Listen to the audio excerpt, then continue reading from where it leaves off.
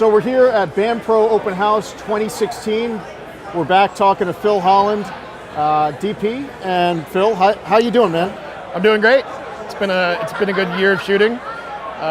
Just got back in town a little bit ago, wrapped up a 3-month shoot, and it's kind of nice catching up with everybody, seeing what new tech is coming for next year, and kind of getting closer to the holidays, so things are slowing down.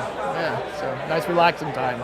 So can you tell us what you worked on this year a little bit, you know? Not yet, but I was directing and DPing a very large-scale aerial shoot. We had seven different locations in 6 different countries, so it was a big shoot, and it was an exciting one. It was an all 8K shoot. We shot with the Red Weapon 8K VistaVision using the Shot over F1 system, and it was all shot on Zeiss lenses. But to make things even weirder, I did a lot of modification to a few of those lenses to get them able to be shot in an aerial rig, able to get them up to snuff, basically. So I worked with Duclos lenses, and they created this Cinemod that's sort of dedicated for these Otis primes. So it was very exciting. It was all brand new all the time, so really bleeding edge. Is that something that other people might take advantage of for aerial shoots with those lenses, or? I think so. I mean, those Otis lenses are actually pretty cool for motion picture work, but they're more or less designed as still lenses. So what Duclos is doing is producing a hard metal focus gear with scales and consistent front mounts, so you can have matte boxes on them. And that's real powerful. So if you want to actually pull a good focus, that would be ideal. You'll need some sort of gear. Zeiss has an option as well, but. So just to kind of look back a little bit, not everyone catches the interview we did last year. I think we did this 2 years in a row. Yeah, we did. So this is our 3rd year in a row, yeah. I think. Can you just give a quick sense of, you know, what you do, what you work on, what you like to work on, and what 2017 might bring about? Yeah, the last 3 years of my career have been a lot of directing and DPing, which has been great. I've been doing sort of a large-scale, I guess they would qualify as either exhibition or commercial productions for fairly large technology companies. Yeah, so they've been tapping me to kind of explore things like that. A couple other smaller commercial shoots, a little teeny bit of narrative work, a few shorts that have been winning some awards, which is nice. Yeah, just keeping busy doing that. This year I was out of town just about 6 months shooting, so it was a busy year for shooting out of town, a little bit in town. Hoping more of that will happen next year. Looking for maybe some feature opportunities coming up, so we'll see. Yeah. So what were you excited about this year technology-wise? I mean, there was an explosion of new, you know, cameras and lenses as usual, but what's your top picks? Well, 2016 marks the year that I went all 8K, really. I have 2 RED cameras. One is the 8K VV, the VistaVision, and the newer 8K Super 35 helium weapon. So I now have both of those cameras. 8K started for me back in January, really, officially. And I took delivery of my 8K camera for that production that I shot in July. So I'm getting hit up for a lot of that, exploring both things at the moment. Yeah, it's been really exciting in that front. It's interesting that it's attainable and not terribly scary. A lot of people are really scared about the workflow, the data. The data's real, but data, you know, storage right now is not very expensive. For the 3-month shoot, we did roll about 80 terabytes of footage, which is a lot, but we also were shooting 70 days. It was a 90-day job, and we filmed 70 days of it. So it was a lot of footage. So, you know, the data management's really not that bad, and it's a pretty flexible format with the RED cameras. With that RED code RAW, I could load it right up on my laptop in the hotel room and make dailies, do first color passes, and it wasn't so bad. That whole shoot finished out in 4K as well, so the studio had the option to either work at 8K for some shots. Some shots had some visual effects fixes like removing logos and things, where staying at that resolution would be really good, and then scaling down after the fact. So, because you're like knee deep in 8K, you're a Red ambassador, or at least you're more or less. You're close with Red. Yeah, I pretty much make a living shooting on their cameras. I mean, it's my camera of choice, and it has been for about 5 years now. I mean, it's pretty much. I don't really work under 4K. My world has not been that world for a long time, and 6 and 8.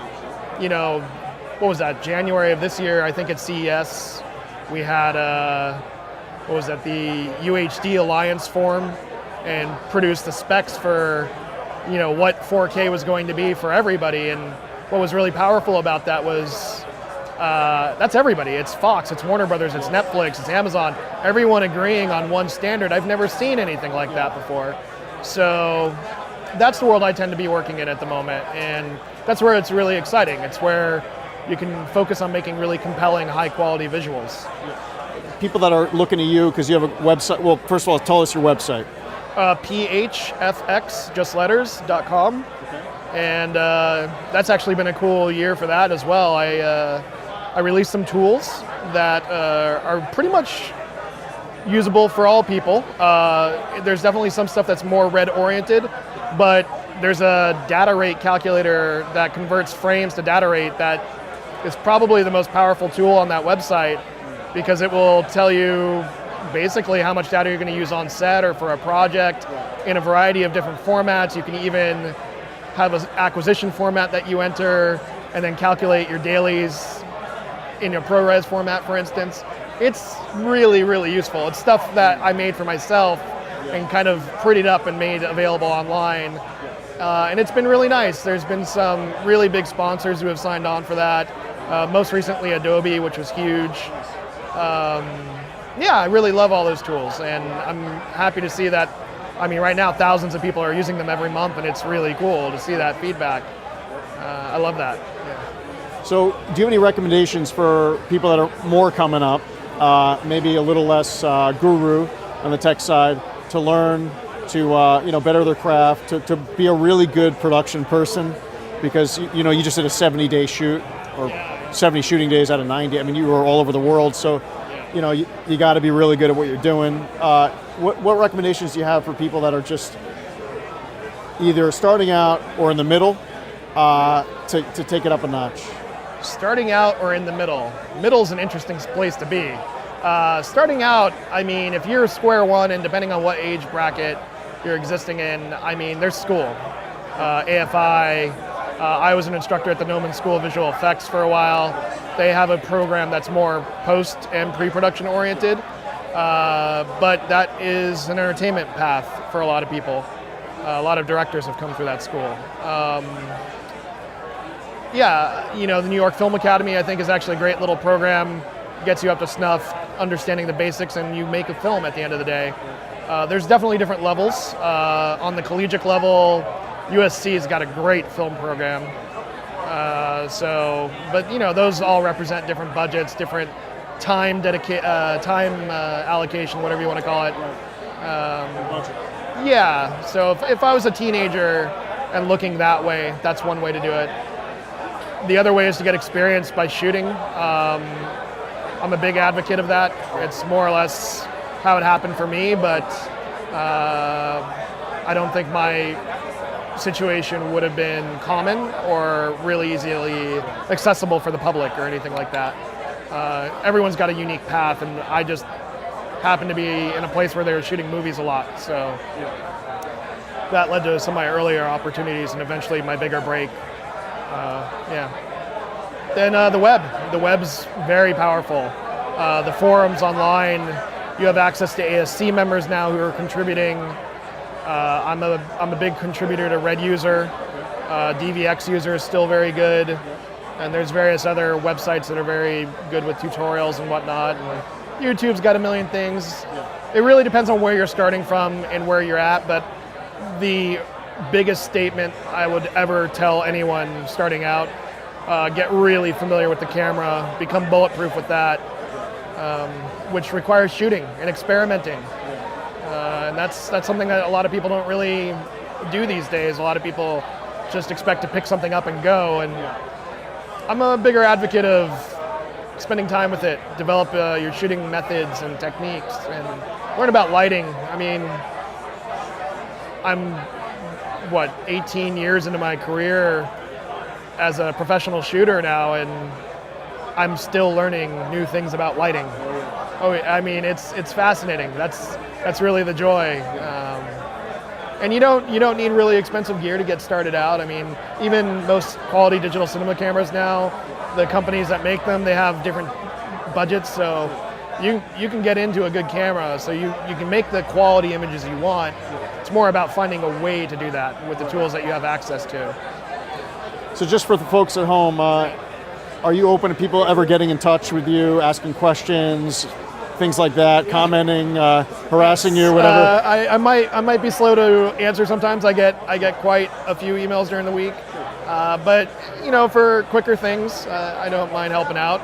Actually, part of the inception of making the tools page was to alleviate some of the communication.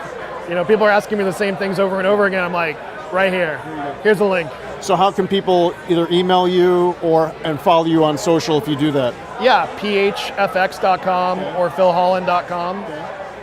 And then on social media, I think Instagram's the most interesting place to follow me. And that's just Phil Holland, phfx, and that's it. And then Twitter, phfx, but Instagram's where the images are coming from. So I like to post a lot of behind the scenes, or I'm always doing weird experimental stuff.